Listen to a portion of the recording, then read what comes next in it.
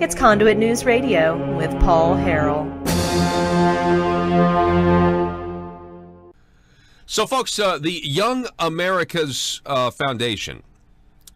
This is interesting because I have this YouTube video here. Back on April 11th, Michael Knowles is attacked on stage while speaking at the University of Missouri, Kansas City.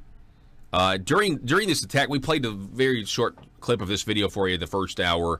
He thought it was like a milk-like substance. Then I think they later figured out, Joe, you were telling me they figured out it was some sort of bleach shot out of water again.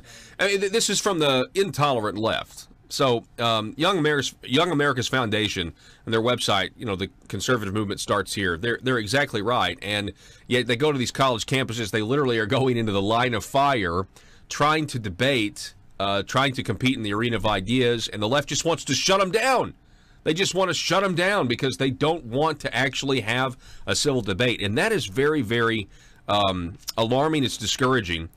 Here to talk more about this is Young America Foundation spokesman Spencer Brown. Now, Spencer, can I say spokesman or should I say spokesperson? That's actually something that I've been criticized for by the left previously because I do identify as a spokesman, but they've informed me that that's not very inclusive or tolerant and assumes a gender binary and all that other crazy stuff. But here, I'm a spokesman. Here, you're spokesman. Okay, good. So I see this article over at townhall.com. It's written by you, posted on April 17th. 4 truths that will probably get you banned from a college campus in 2019. Now, this is something that you're intimately familiar with because you've been there and helped get people like Ben Shapiro and others to college campuses to speak, right? Yeah, so Young America's Foundation, one of our main sort of outlets for reaching young people and inspiring them with conservative ideas is our nationwide campus lecture program. So as you mentioned, we take people like, Ben Shapiro, Michael Knowles, Katie Pavlich, these leading conservatives from different sort of spheres of the movement, and bring their ideas to college campuses. Because what we found is that obviously in the classroom these days, the ideas are either completely ignored or if they are mentioned, basically just demonized and, portrayed as some sort of radical, fringe way of thinking. And so we work to make sure that students have a chance to hear these ideas.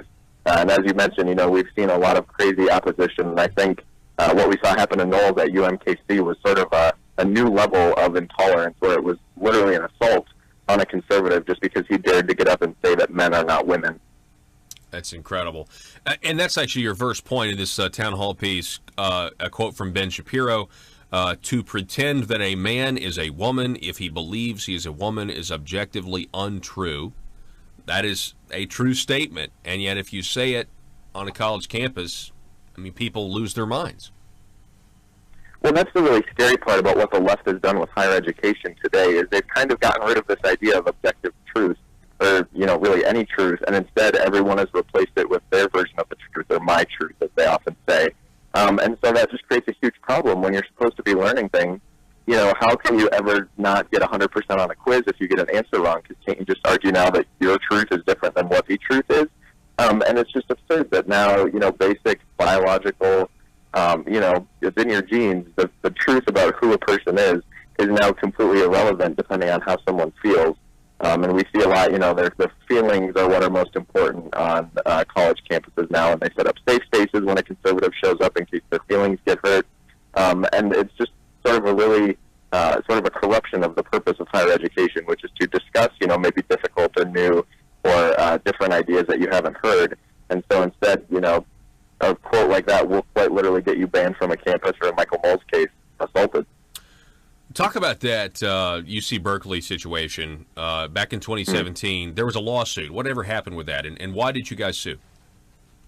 Yeah, that was a very crazy situation. So we at Young America's Foundation have been working with the Berkeley College Republicans for years to bring in conservative speakers to that otherwise, loony leftist campus.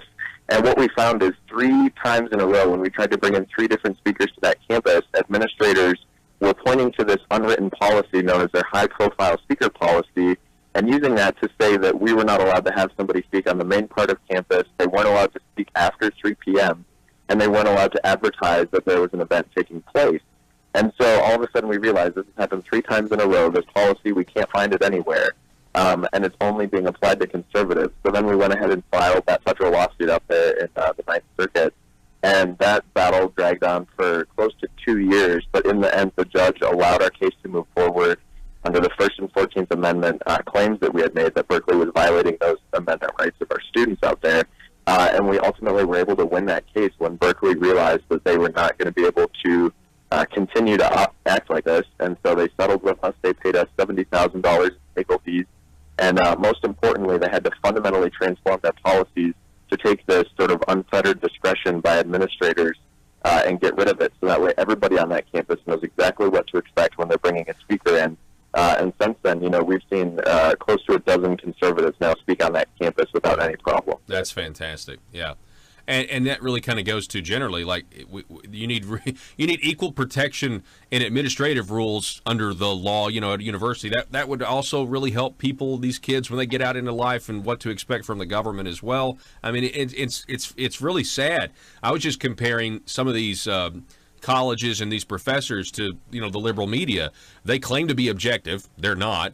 And colleges are supposed to be places where you have a free, open exchange of ideas, and you can. And that's not the case anymore either. So it's very, very frustrating. I know here in your article again at Town Hall, according to a Fox News report, a student at Indiana University of Pennsylvania was kicked out of a Christianity class for doing what?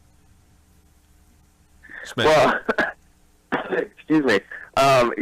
This situation continues to sort of devolve on college campuses. Where if you look at what is now expected of students and what is accepted on behalf of students, if you're a liberal student, you can do anything you want, including assault conservative speakers. But if you dare to ask a sincere question or speak the truth in a class, you're going to be completely kicked out of the classroom. And it's just a double standard that I think you mentioned there when you were talking about the liberal media. But if you look at these schools, they always claim to be, Berkeley claims to be the home of the free speech movement. They all claim to focus on free speech and First Amendment rights. But really, if you look at how it goes, it's only, those rights are only extended to you if you're a liberal or a leftist.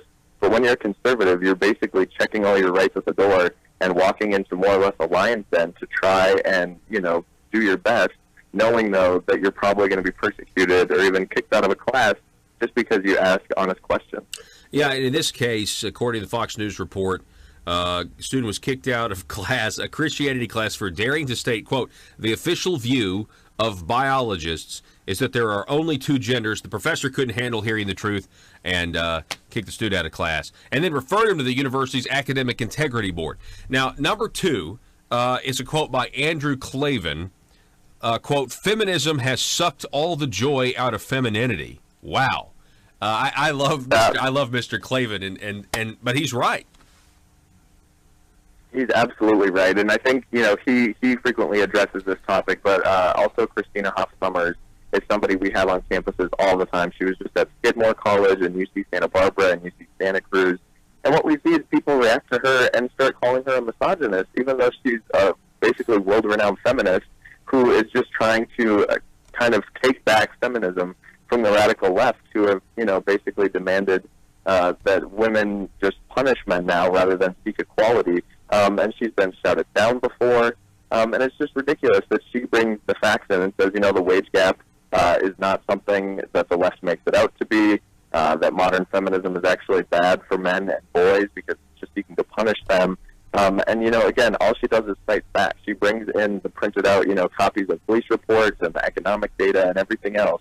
And that still isn't enough because the left, again, their feelings always trump the facts. The one of the things that I know they couldn't stand is when you have this skewed statistic, phony statistic about the rape culture on college campuses, and so here's somebody, Miss Summers, that claims that's a feminist and is now saying, "Hang on, wait a second, this statistic's wrong," and they really can't handle that. Well, they can't, and I mean, all it takes is somebody actually looking at the number that the left is citing in this and realize that it's clearly not based in reality or based in truth. Because the statistic that they often cite would make American college campuses more dangerous than walking through like a war-torn nation in the Middle East as far as safety for women goes. And obviously that's not the case. No parent is sending their kid off to college with a clear conscience if that were really the case. And so again, it's just I think it goes back to the way that the left has sort of corrupted education as a whole, where these are the kind of things that they're teaching them that are just not true. And so you see it reflected again then how they treat conservative speakers, and I think we see it to a certain extent then now moving on into the mainstream culture, which I think is the really scary part of why a lot of more Americans are taking note of what's going on college campuses now, because they're seeing ridiculous behavior from young adults in the workplace, and they're trying to figure out where did they learn this behavior, and it turns out they learned it all in their classroom. We're talking with Spencer Brown. He's a spokesman. He identifies as a spokesman for Young America's Foundation. They are instrumental in getting all these conservative speakers to college campuses and in front of young people. Another great young conservative is Ali Stuckey, quoted in this piece, "Life is the most fundamental right. None of the other rights listed in the Bill of Rights actually exist without the first right to life." Talk about this idea of being pro-life and taking that message, Spencer, and to young people who are not pro-life, they're pro-abortion. Well, exactly. They're being at this point basically pro-death at any stage. If you look kind of what I was talking about at the last point about how the mainstream culture is reflecting what's happening on college campuses. If you look, maybe 5 or 10 years ago, the left's talking point on abortion was really that line. They want abortion to be safe, legal, and rare. And what we've seen is that has completely been thrown out the window. And now if you look at the proposals that were put forward and even passed, in New York or Virginia, where they want, abortion up to and at the point of birth at this point, and for any reason, not just for the health of the mother or whatever other reason they may come up with. That's something that we've seen on college campuses for years that's now broken out into mainstream, national politics. And so if you look at being pro-life on a college campus and suggesting, there are other options, abortion is not the answer. There are plenty of other options that don't involve killing a child. Those people who are pushing those pro-life ideas are completely demonized and maligned as being, misogynist, being oppressive, trying to keep women down. And often we see, pro-life clubs on these campuses being either shut down or defunded just because the radical left will protest so strongly.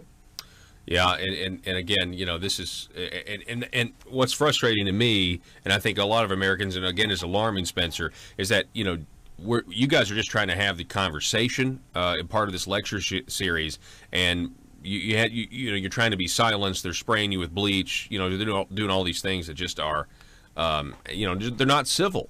And it's like basic concepts. Again, the last point here, Brian Brinberg, free markets fundamentally run on service, not to make everyone's outcome equal. So this flies in the face of maybe some of their Marxist professors that say, hey, look, on a chalkboard, okay, when you don't take the human condition or the depravity and, on a chalkboard, everything works out great. If we just are all forced to put all of our money into one big pot and divide it up equally, then society would be great and we would have equality of outcome. To challenge that is somehow hate speech now on some college campuses. Absolutely it is, and I'm glad you mentioned Marxism there, because if you look at what these schools are teaching in the classroom, they're actually glorifying Marx now and suggesting that his ideas are somehow relevant to the 21st century, and we ought to give Marxism another try as if it hasn't been responsible for the deaths of millions of people around the world in history. But yeah, this quote from Brian Bremberg, who's from the King's College, he speaks at a lot of YAF conferences and on a couple other campuses, basically just refutes the two main ideas that are being pushed on college campuses, and that is one, that free markets are somehow oppressive and tools of, racist patriarchy, and then also that, they are completely, they just are a horrible plague, basically, to society. And in fact, free markets run on service. If you're not serving somebody in the free market, your business is not going to work and you're not going to get anywhere. And then also the idea that outcome of equality is different from outcome of opportunity is something that's just completely mixed up in college campuses and in classrooms today, because they take the idea of the American dream, or take the line like life, liberty, and the pursuit of happiness, and say, oh, the government needs to provide the same thing for everyone, to guarantee a basic income, to guarantee health care, to guarantee education.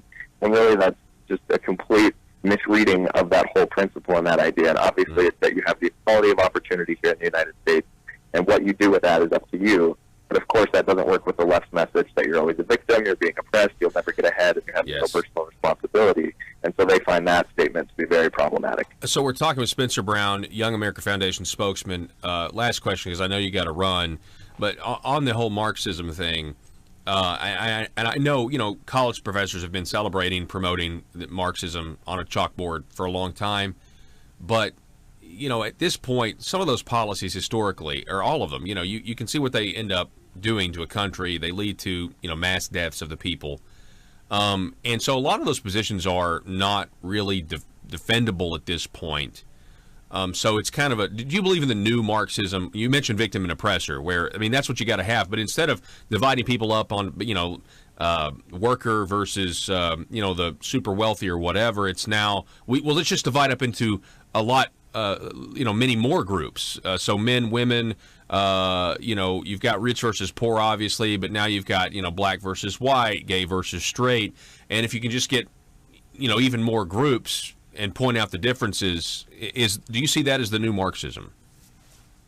Well, I think it's definitely problematic, that subdivision you're talking about. And if you ever look at how the left does that, they'll never run out of divisions to make. So you listed sort of those top level, the most cited, I guess I would say, of those differentiations. But now if you look, everybody, because the left is this victim culture, within those groups then, they're going to continue to divide until you've just got all these individuals who feel more oppressed than the other individuals who they were previously in a group with. And I think it's really dangerous. But, going back to just the idea of, they can't really defend Marxism as it was, because if you do, read actual history or look at the facts or look at what that system brings, you can't do it. But that doesn't stop schools from continuing to push those ideas and the buzzwords, especially of socialism. Today, when you have people like Alexandria Ocasio-Cortez or Bernie Sanders pushing those ideas, but most transparently, you see that none of these schools are offering study abroad trips to Venezuela. And so clearly they're just trying to completely brainwash this generation. But the idea of socialism is good, hoping that sticks enough without having facts behind it. And I think, we're seeing in the popularity of AOC or Bernie Sanders or people like this who are pushing these ideas that it's worked. And so that's a really scary thing in higher education, and why we're working so hard to bring the other side and bring these free market conservative principles into these schools and hope that students will hear them and realize maybe they've been told something that's not true or not given the full picture. And, we do see students responding well to it. So if there's anything to be optimistic about, and everything we talked about was kind of downer as far as the state of higher education, but students do respond well to these ideas. We see conservatives, coming out of the woodwork on these campuses when we have events. And we see them being bold advocates for our ideas. And so that's a good thing.